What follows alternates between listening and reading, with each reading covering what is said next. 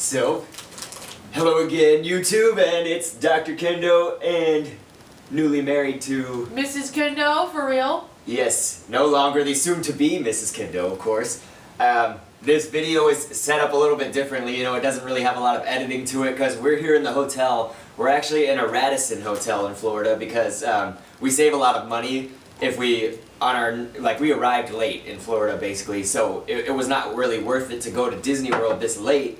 And we're also going to be leaving earlier, so basically it saves us almost, you know, like more than $500, right? Like to stay in a Radisson the night we get here, which is tonight, and the morning that we're leaving, or whatever. So, so that's why we're here, and that's why there's really going to be no editing to this. This is all somewhat live, I guess. So, one thing that I did say though is that I was going to film from the hotels and answer some of the questions. You guys did a great job, as always, submitting questions for me and Mrs. Kendo. And, you know, these were just general anything questions. And, of course, a lot of them relating to the wedding and themes of that and stuff, and just love in general. Before that, though, I was going to say, you've got this robe on. You're wearing this beautiful robe. We can show you what it says on the back, but I think Mrs. Kendo should actually kind of tell the story of, you know, where this robe came from and like why it was made. So, this robe that I have on right now, my mom got for me, per my request, for my bridal shower. I actually made a surprise video for Dr. Kendo, which was a parody of the Hollywood shows, parody of Breaking Dawn. They did a parody of Marry the Night by Lady Gaga and made it I'm Gonna Marry Edward. Mine was I'm Gonna Marry Dr. Kendo, and it wasn't just a surprise for him. I want it to be a surprise for all the YouTube subscribers too. So we're gonna come out with the Mrs. Kendo channel and that video next week, so you should definitely check that out. This robe was made for the video, and if I turn around, you can see it says Mrs. Dr. Kendo on the back. Isn't that awesome? That's completely legit. And, I mean, just to reiterate and stress the importance of what you've just said is that there will be a Mrs. Kendo channel. So everybody can now connect with Mrs. Kendo, you know, as they please, and leave you comments, leave you some support and everything. So any of my fans, you know, please check that out, as she said. You know, that's going to be coming up next week sometime. And yeah, we'll show you that video too. She'll upload it there. And so, of course, we donned our Disney World hats because we've got these bride and groom ears here for our newly married videos, and we can get to the questions. So, go ahead and I guess you pick one. So we're going to pick this one. We're not really going in order that they were asked, but I'll have Mrs. Kendo read it. Borderlands Survivor asks, how many rides are you planning on going on while at Disney World, and what parks are you planning on going to? Well, we are going to be at Disney World for 5 days, and so for the first 4 days we're going to dedicate 1 day to each of the 4 main parks. So tomorrow we're going to Epcot, Tuesday we're going to the Magic Kingdom, Wednesday we're going to the Animal Kingdom, and Thursday we're going to Hollywood Studios. Otherwise, it used to be known as MGM when I went. Now it's called Disney's Hollywood Studios. And then on Friday, that's makeup day, so we can go to whatever parks we want. However, we will definitely be hitting up Animal Kingdom again on that day because we're eating lunch there. So, you know, regardless of what parks we go to, I can already promise you we're going to be in the Animal Kingdom on Friday. As far as how many rides, as many as possible. Yeah, that's tough to say, I guess. Yeah, especially we're going to be riding all kinds of low threshold rides for him. Especially because the baby rides are so fun at Disney World. I mean, they're all family rides, not baby rides, you know. I have the threshold of like a 4-year-old girl. Like, I seriously have the lowest ride threshold. And the thing is, when I was a 4-year-old girl, I went to a carnival in Louisiana and begged my mom to take me on like all the scariest rides. So it's not exactly accurate. A 2-year-old girl. I don't know. A dog. I don't know, like a non-human. I am so scared of like everything. So there might be some rides that I'm checking out by myself. I definitely want to ride the rock and roller coaster. I don't think Steven will want to do that. I thought in my mind about going on the Tower of Terror, maybe. You know, also the Mount Everest roller coaster, which I pretty much know for sure he won't ride. So, you know, we'll have to see if I decide to go on some things alone. However, the one thing we did make a pact on was that he is going to ride Space Mountain. It's not that scary. It's not that fast. It's indoors. He's gonna ride it. It's gonna be great. I missed out on that ride when I was 9, so I have to do it. Also, Mission Space. We're gonna ride that, but we did decide as a couple that we're going to ride Mission Space Green, which is the light version that you don't die on. You know, so call us wimps if you want. Lovely. But you know, neither one of us wants to be dealing with motion sickness or possible brain hemorrhage. So we're gonna ride the non-centrifuge version of the ride. Yeah, this is a great precursor to that. So yeah, you know, everything that she said is exactly what I would say. You know, I don't really have much to add to that. So, were we gonna go with this one next? I think. Yeah, I like this question. So this is my boy from Necessary Gaming. Actually, one of my favorite coworkers, I would say. He is Johanu, who is also Toasty over there. So he kind of goes by 2 aliases. But Alii, good one. So he actually says, what is your advice for finding the right person? Just let it happen or seek them out?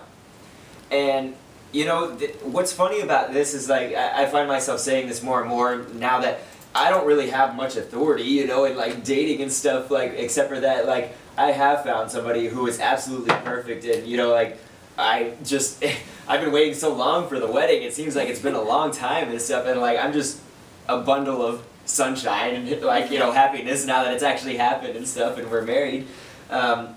Just what I would say, though, is that there's a lot of things that, like, are specific to each person, you know, how you operate. Like, are you the type that would go and seek somebody out? Or are you the type that more likes to let things happen? And this may be involving women or men, you know, or just things in life that you do, you know, like your thing. So I would say myself, like, I got the best results when I started just letting things happen. Almost all through high school, in middle school maybe too. Like, there were times where I was seeking them out, you know, in essence, and, like, I was terrible in high school, like, as far as dating goes, and I was terrible in middle school at dating, and I was still kind of terrible in college, I feel like, but, you know, that's where I got my first girlfriend and stuff, and, of course, I met Mrs.Kendo in college, and, so, you know, I would say, for me personally, it was kind of more of a just let it happen. But I will say this before Mrs.Kendo speaks about it, is just being open to these kinds of things, you know, because, like, you had to really, like, I had to really be open to that, because I almost thought, like, crap, you know, I'm not going to meet that person that I'm going to marry. Like, I'm about to graduate college, and I'm not going to meet that one, you know, like, and when were you thinking that? Was it after you met me or before? It was before I met you. Oh, okay. And stuff, you know, I was just like... Because, you know, after, when he met me, you know, he was with other people too, so. But yeah, so that's my advice, you know, is maybe for me it was just let it happen, but for anybody, just, you know, be open, like, keep yourself open and, you know, go on dates. And, like, honestly, now knowing, like, the importance of a date and stuff like that, is that it is important, but it's also important not to let it be too important, as in, you know, you want to, like, say, take it for what it is, and, you know, yeah. So what do you have to say? I would say that you should absolutely just let it happen, unless you are dating online. That's the only way I think that seeking someone out actively would actually work, because I feel like if you're doing online dating, that is like a way to make your intentions very clear. Like, people know you're looking to get married, you're looking just to hang out, you're looking for, you know, something else.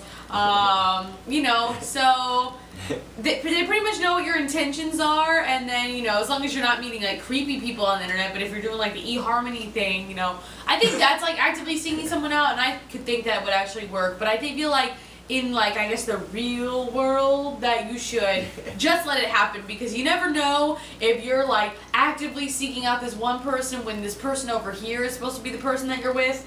So it can be kind of confusing. Like I was talking about Steven earlier, when we were just friends and he was dating other people, and, you know, he was, like, pursuing those relationships, but if he was supposed to be, well, he was supposed to be with me, so, you know, we just had to let that happen instead of, like, hammering the nail on the head. Because I was trying really hard to get him away from his girlfriend, and that was not working. And then when I gave up, he came back. So, you know.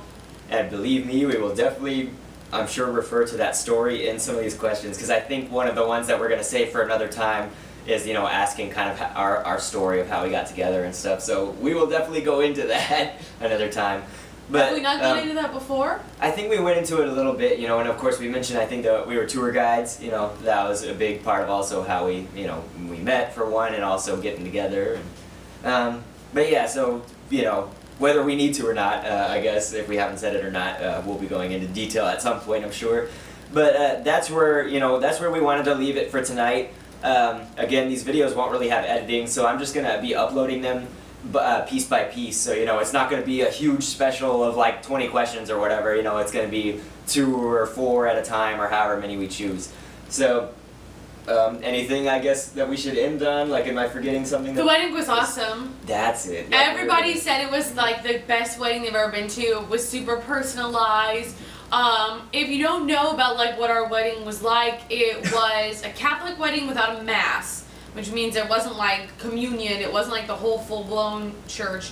It was, but it still has like readings and lots of different prayers and stuff. I'm Catholic, Dr. Kendo is not.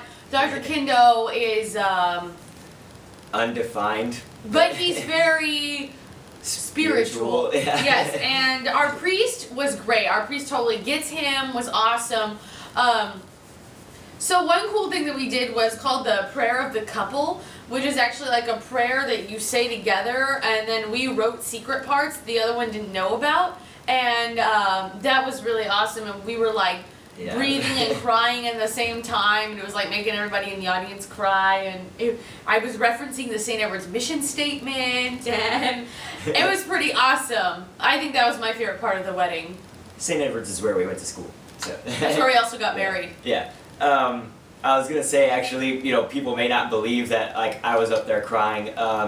I cried about 2 seconds into it. So I was crying from beginning to end of the wedding and stuff, and we actually do have video footage from the wedding, so that will probably, you know, clips of that will be released and stuff in due time. So otherwise, I guess we'll end there, and we can both say thanks for viewing. Thanks for viewing! Yeah, and being that I don't have typical annotations, check out my ring, and that'll be the subscribe button. So yeah, wherever that is, that'll be the subscribe annotation. Thank you.